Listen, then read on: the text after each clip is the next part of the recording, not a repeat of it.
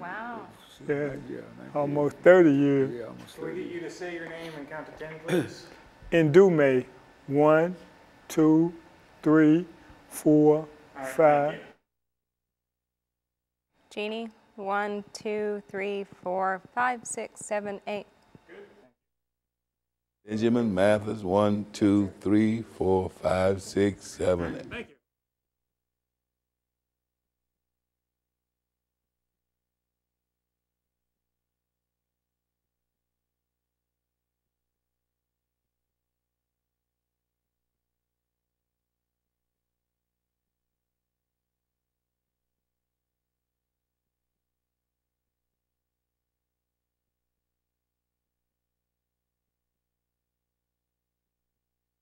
Bill.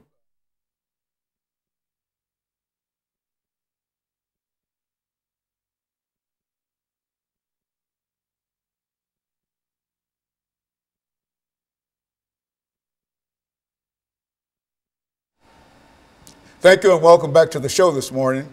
The topic is issues of the Tennessee prison system, and we have been joined by Mr. Ben Mathis and Mr. Indume.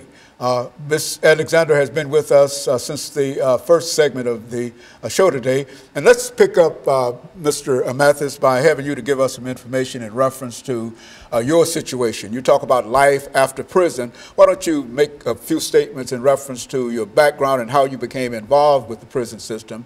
And then Ms. Alexander will deal with some of the issues dealing with the prison system. And then Mr. Indume will close us out for the day by giving us additional information. Well, okay, Dr. Haney, thank you. Thank you for having me. Yes, I was incarcerated for quite some time, for 22 years, to be, as a matter of fact. But it wasn't no bed of roses while you were in the penitentiary, because I lost a lot of family members while I was in, and I lost my children, not to death in that effect, but my children were quite young when I was incarcerated. And, but when I got out, I did get blessed enough with God to be reunited with my children after all those years, which was a blessing to me. And you know, life after prison has been real good to me. God's been good. He's been blessed me to be with my family again, and I got my own place. You know, it's just certain things. And to me, it's left up to the individual. You know, if you want to do good, once you get out, you can do good. But if you want to take that bad trail again, that's on you. But as far as me, I keep myself around positive people all the time. Like Pastor KWalker is one of them, and other ministers that I associate with quite a bit. And I'm just thankful to be around those kind of people, because it helps me. It helps me, and it helps me a lot to get where I am today. And I also do a lot of work inside the schools. I belong to an organization called the Dirty Dozen, and we go into the schools and talk to students and try to steer them. We give them insight on some of the things that we did to get us where we were. And we try to, you know, instill in them that we don't want y'all to follow in our footsteps and do the things that we done. And we do pretty good. We do pretty good with that. And if we can save 1 or 2 children from being incarcerated, that's a blessing to us. So we try very hard to see what we can do and continue to do our best with the young and the old, because I speak in the churches as well. Good. To try to, you know, let people know my background, what happened to me, why I was incarcerated for all those years with a life sentence. And thank God I was blessed to get out in 22 years. Okay, Ms. Alexander, concerning his situation, what would you say in reference to that? You know, Mr. Mathis points out something that is so important, that we know it's vital when someone returns to the community from the prison community, and that is being able to have family support, being able to have community support. So here's a man who had a life sentence, who spent decades in the prison, and was able to come out of that and become an important part of his community. I mean, he has wisdom to offer, he has guidance to give, and that is so incredibly important. It's so crucial that people are able to maintain contact with their families, to come back into the community, and it just makes me think about the fact, again, that there is a particular dialogue happening in this country, discussion about an awakening, about ending mass incarceration.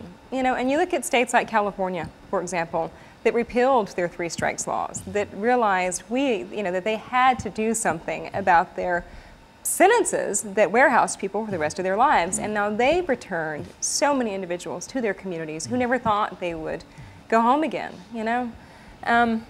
We think about the prison system. We were talking about in the first segment. We were talking about the violence in the prisons. And something that I think is so important for your viewers to understand, there are reasons for the violence. And that reason is not because the prisons are just full of wild animals and monsters who can't control themselves. But when you have people who are hopeless, who don't have jobs, who don't have programs, who don't have access to their families sometimes, people who are cut off from their communities, who are shipped far from their communities, have no way to get commissary if there isn't someone on the outside to help. If there is no hope, then people become desperate. Very good. And of course, Mr. Indume, give us some information in reference to your situation over the last 4.5 or 5 minutes. Right. Well, I would start out by saying that just trying to pick up on what Jenny was saying. Well, first off, I spent nearly 3 decades in prison, and what I've seen over the years, particularly since this new commissioner came in and the governor, they came in and just turned everything upside down in terms of, I think everybody understands prison is prison, and people are sent there for punishment and that stuff there, but I don't think that that's no reason that people, begin to, dehumanize people in such a way that, because most people sitting in prison coming home, and Pastor Walker kind of said it earlier about the way that you treat people. I mean, if you treat somebody less than human, and for years upon years, and send them out into society, you're sending out a ticking time bomb. I think that a lot of the stuff that's going on in the prison that created this violence, not only among other inmates, but also too against staff, is that some of these asinine policies that the commissioner came in with that don't have no penological value whatsoever in terms of trying to have people, give people space to correct themselves. It's like Ben said, certainly we have personal choice in that stuff there, but the reality is that I think that we also too have to realize and understand that we're dealing with a system, industry first off, and I want to say this to the people that's out there watching, particularly the ones sitting in prison.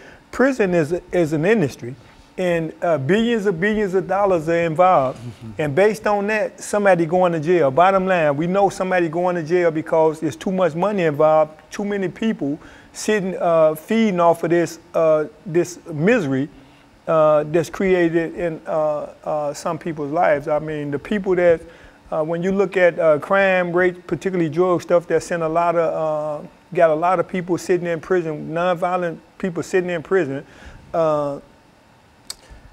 When you think about some of these drug laws and stuff that sent them there, you could go to any suburban community and find that it's happening much more, but the reality is that the people are being arrested and put in prison certainly ain't no worse than the people that's committing these other crimes that's not going to prison, but the reality is somebody going, and I think that I'm happy to see that there has been a lot of attention being paid to the conditions and stuff that's actually going on in prison now, because I think I left in 2012, which I was under this regime for about 2 years, and like I said, the things that they was actually doing don't have no value whatsoever in terms of a person coming out and trying to be a productive person and being a contributing member to society.